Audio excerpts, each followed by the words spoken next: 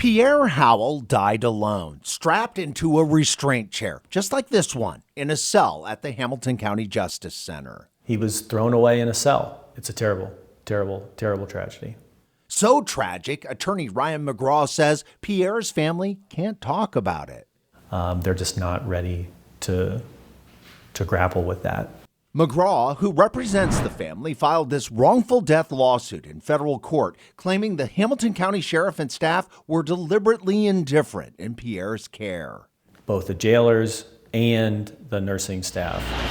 To understand what happened, you have to look inside the jail. And because we obtained security video, part of the evidence filed in the case, we can show you.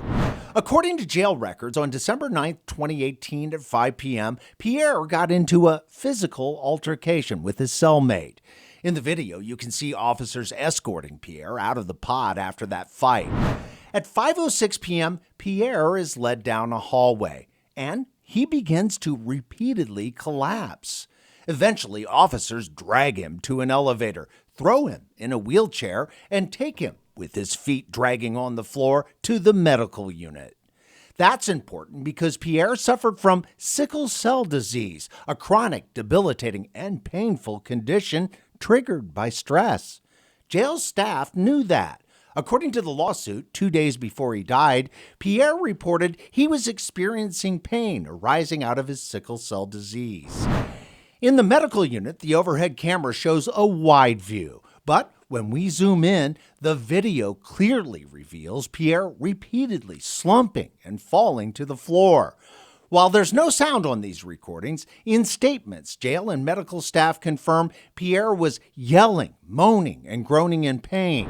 According to the lawsuit, the nurse in charge knew that Pierre had sickle cell disease, yet she felt Pierre was experiencing a mental health issue and was being non-compliant with medical care. And the call was made to get the restraint chair. That's the restraint chair being rolled in as Pierre lies on the floor in pain. Within minutes, 8 corrections officers surround Pierre, picking him up and strapping him in, immobilizing his body. Now helpless, Pierre is rolled out of medical at 5:43 p.m. and taken to Cell 6 in Pod A in the psychiatric unit. According to court records, Pierre would remain in that restraint chair alone in Cell 6 for more than 4 hours. Corrections officers reported in official logs that they conducted required routine checks on Pierre. But the security video reveals more than a dozen of those checks did not happen. He was supposed to be evaluated every 10 minutes. Was he? Absolutely not. In fact, they falsified records claiming that they checked on him. In its motion for summary judgment, the county insists there was no wrongful death and no deliberate indifference. But the county admits those official logs are wrong, stating officers checked on Howell, but not every 10 minutes as documented on their logs, conceding that is a violation of jail policy. When officers actually observed Pierre, he was noted to be awake for the first hour and 45 minutes. Then they reported Howell appeared to be sleeping. At 9:45, when officers went into Cell 6 to remove Pierre from the restraint chair, he was already dead. An autopsy by the Hamilton County Coroner's Office concluded Pierre died from organ failure due to a sickle cell crisis following a physical altercation. He was 33 years old. He died alone in a cell, strapped to a chair where he couldn't move. Absolutely. It makes no sense to us as to why he was ever put in the chair based on his condition. Duane Pohlman, Local 12 News.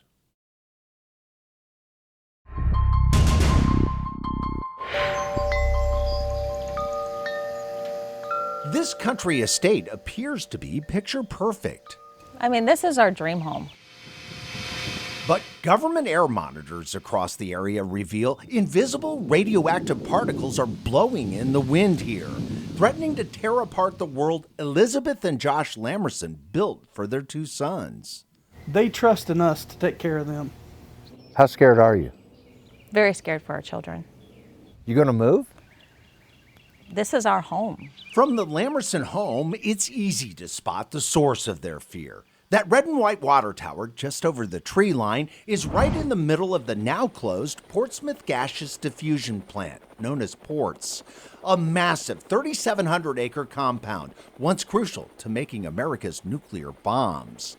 The U.S. Department of Energy, or DOE, says there's no threat from the radioactive uranium and other materials that were processed and disposed of at ports. But children who lived near this plant continue to die from leukemia and rare cancers.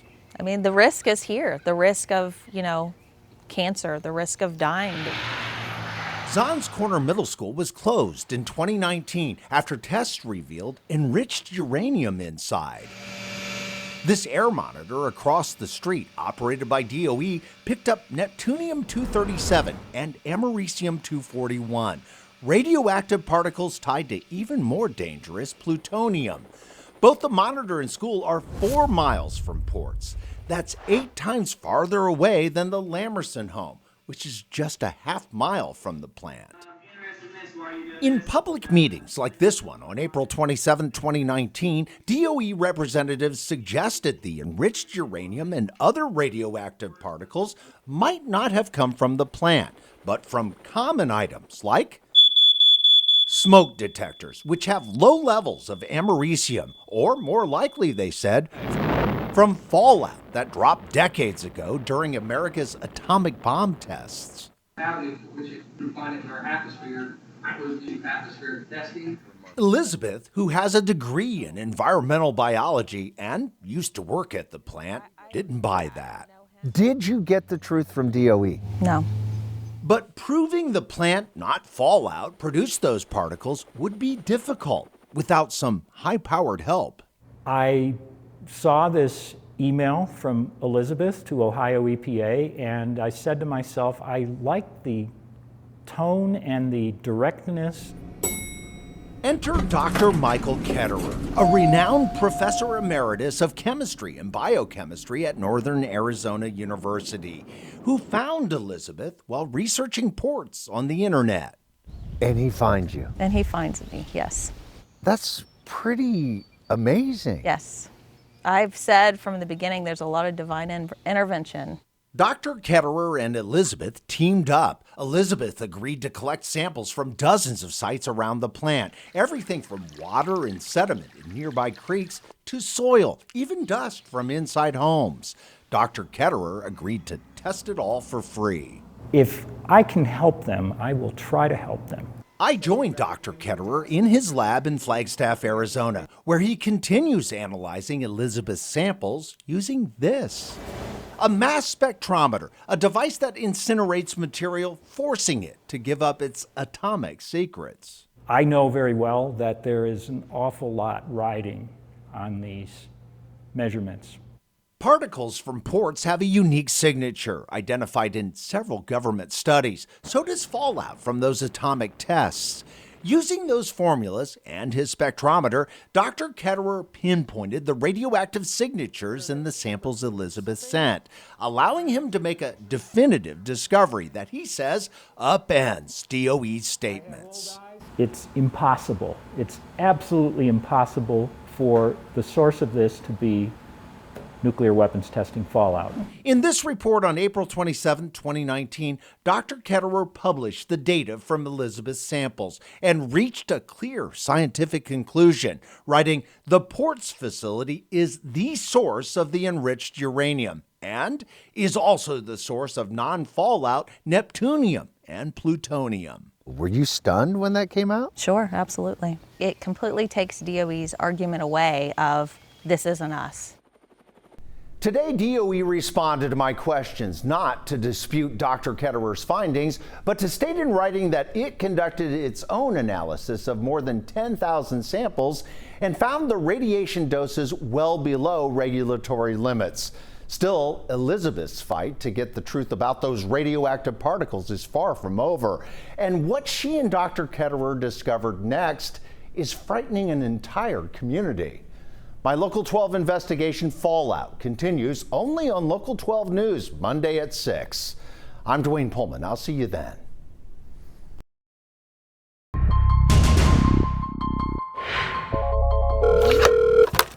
In our newsroom, the phones ring a lot.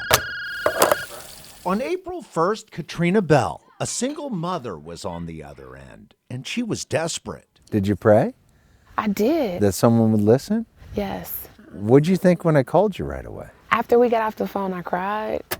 Katrina had been driving hard for years to take care of her 2 boys. I'm a single mom. No child support, no extra help. She worked lots of jobs, including Uber. She was good at that. What was your rating? It was a 4.98 Out of? out of 5. Then COVID-19 hit. Like, everything pretty much shut down. Katrina's income was gone. Bills don't stop coming. You filed for unemployment. I did. In March, Ohio Job and Family Services, JFS, told Katrina she qualified for pandemic unemployment assistance, aid that Congress approved to provide people like Katrina with cash to make it through COVID-19. $600 a week to keep her family fed. And did you expect to get paid fairly quickly? I did. But the payments never arrived. Katrina called JFS a lot. Oh, yes. Every day? Every day. Yes. And they would tell you what? That everything was a process. That process had already taken months, and it was about to turn surreal. They said, we've been back paying you since June. I said, you haven't been paying me. Thieves had stolen Katrina's identity. In December, Ohio JFS uncovered at least $330 million in fraudulent pandemic unemployment payments. The U.S. Department of Labor's Inspector General estimates fraud and error already add up to $63 billion nationwide. Katrina was a victim, and she calculated she was owed a lot of money. It's over $20,000. But instead of paying Katrina what the thieves took from her, JFS froze her account I feel stuck. and gave her no promise of ever getting her money. I just cry. It's emotional. What do you want me to do? Help be my voice.